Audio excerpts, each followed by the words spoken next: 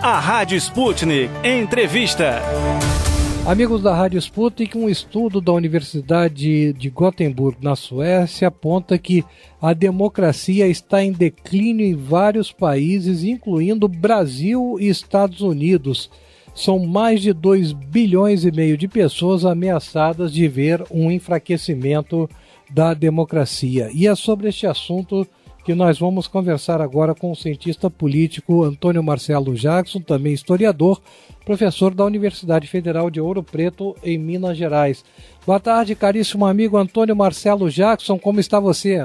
Tudo bem, Arnaldo, é sempre um prazer atendê-lo e aos ouvintes da Rádio Sputnik. Você, como historiador, cientista político, o que pensa desta constatação da Universidade de Gothenburg, na Suécia, de que a democracia está seriamente ameaçada em pelo menos 23 países, inclusive Brasil? É uma pesquisa interessante. Esse estudo particularmente eu não conhecia, mas já tinha lido outros ensaios sobre esse tema, tá? E a questão ela é relativamente simples de entender.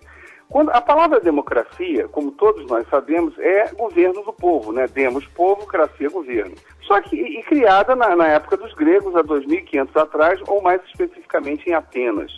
Só que na época, quando você falava em povo, o que era povo para o ateniense? Era um homem do sexo masculino, adulto, na época acima de 25 anos, livre e que tivesse nascido na cidade de Atenas. Ora, eu não vou aqui entrar numa história da democracia, mas o que você tem ao longo dos séculos, e principalmente na segunda metade do século XX para cá, quer dizer, para esse início de século XXI. O que nós temos é o que a teoria política chama de ampliação do demos. O que é a ampliação do demos? Significa que um número maior de pessoas passou a ser definida como povo político. É um exemplo simples que pouca gente se dá conta. A França, né, é o grande país das liberdades, das igualdades, etc. A mulher apenas passou a votar a partir de 1946. Né? Então, pensando numa cidadania política, a mulher é apenas de 1946 para cá que as mulheres passaram a fazer parte do povo político da França. Ora, onde eu quero chegar com isso, tá? O que eu estou querendo chamar a atenção?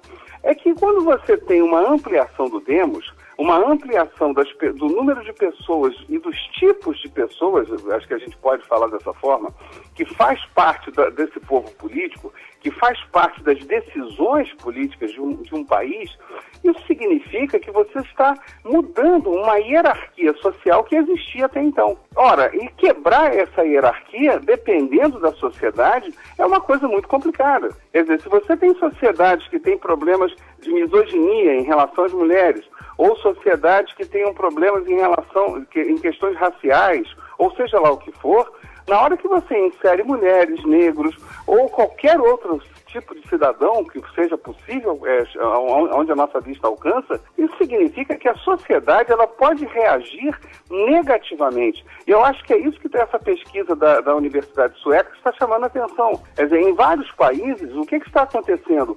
As pessoas começam a se dar conta, pessoas, por favor, que defendem ou acreditavam que essa hierarquia social era uma coisa natural, tá? E que deveria ser aceita por todos. Ou seja, a democracia seria apenas o privilégio de alguns e não um direito de todos, tá? Ora, na hora que você entende que democracia é apenas o privilégio de alguns e não o direito de todos, no momento em que você amplia o demos, no momento que você tem mais gente participando, esse grupo, essa casta, digamos assim, ela reage.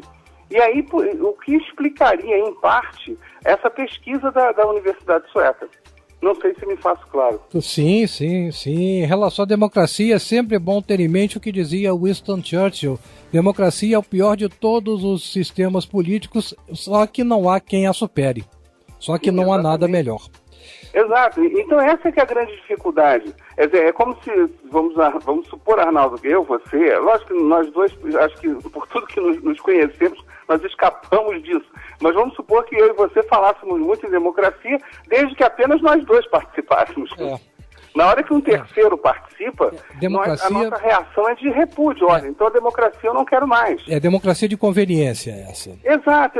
Por isso que eu faço essa distinção entre o uso da palavra democracia. A democracia como um privilégio de alguns ou a democracia como um direito de todos. Quer dizer, a sociedade brasileira, lamentavelmente, isso aí é uma prova negativa nesse sentido. É uma sociedade que ela não aceita a ideia de igualdade, ela não aceita muito bem a ideia de mulheres participando. Então, infelizmente, nós temos um problema. A democracia, portanto, no Brasil seria um problema. Aqui é uma democracia desde que você concorde em tudo e em todos os aspectos comigo. Fora disso, não há possibilidade alguma de divergência. Sem dúvida. E, por favor, vamos ver o que vem acontecendo na sociedade americana. Olha que coisa completamente, eu acho que esquizofrênica. A sociedade norte-americana ela é formada fundamentalmente por imigrantes, né? Vamos combinar, digamos assim, falar de uma linguagem bem popular. Ora, principalmente do século XIX. E o que acontece hoje, na segunda década do século XXI? É uma sociedade que rejeita o imigrante de todas as formas. Refratária. Exato, aí fica uma coisa completamente sem pé nem cabeça. Quer dizer, você fala, como é que pode uma coisa dessa? Tá? Porque agora não me interessa mais. Agora se eu abrir para esse imigrante também vai participar, esse imigrante vai votar, esse imigrante vai ter direitos, e eu não quero isso. Né? Vai tomar empregos. E vai por aí, né?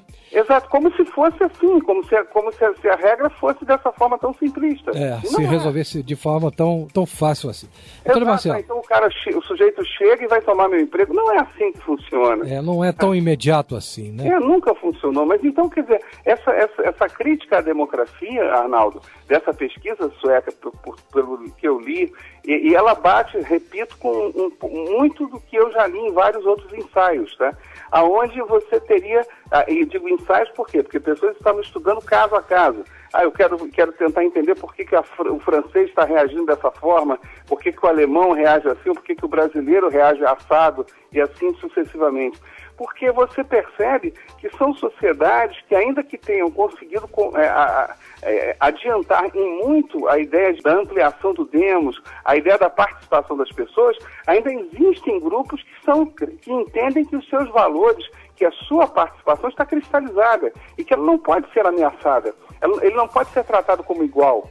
Ou, como disse um grande antropólogo aqui no Brasil, Roberto da Mata, ele disse que no Brasil todos são iguais, só que alguns são mais iguais do que outros.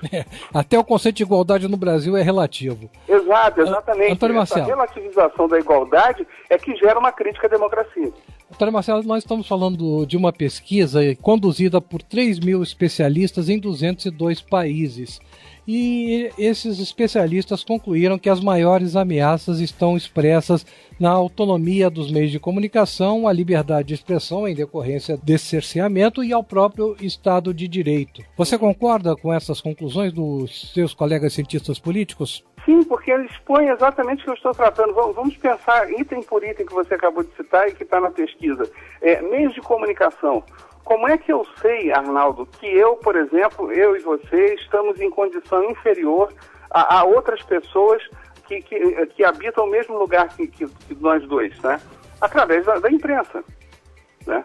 Aí que nós descobrimos se ganhamos mais ou ganhamos menos, se temos mais ou menos direitos. Então, a própria imprensa ela acaba contribuindo para disseminar essa discussão. Isso por um lado. Por um outro lado, aí já não falo de uma imprensa séria, já vou pensar numa imprensa já mais maniqueísta, tá? Essa imprensa também pode começar a combater também essas possibilidades de igualdade. Eu posso começar a ter meios de imprensa, por favor, entenda que ela funciona pelos dois lados. Tanto ela comunica uma desigualdade possível e gera uma insatisfação nas pessoas, quanto essa imprensa também, se ela for maniqueísta, ela pode alimentar os ódios, alimentar as divergências e dizer que aquela ação de uma política pública, ela pode gerar uma igualdade que não é ideal, pode gerar acesso a certas coisas em que aquele acesso não seria o ideal. Então, nos dois casos, nas duas vertentes, a imprensa contribui, tá? O segundo caso me foge agora, por favor, eu peço que você me socorra. Autonomia dos meios de comunicação que você citou, liberdade de expressão que é decorrente dela e ameaça ao Estado de Direito. Exato, entendeu? Então, essas coisas todas se vinculam, né? Repare bem, se eu tenho os meios de comunicação, a autonomia dos meios de comunicação, vale para os dois lados que eu acabei de citar. Tanto uma imprensa que torna pública uma desigualdade, quanto uma imprensa que, por ser maniqueísta, ela combate essa possibilidade de igualdade. Então, nesses dois casos, a imprensa, numa sociedade já previamente semeada de um certo rancor, de uma possibilidade de igualdade, a ação da imprensa, nesse caso, vira uma festa. Deixa eu tentar deixar mais claro ainda, tá?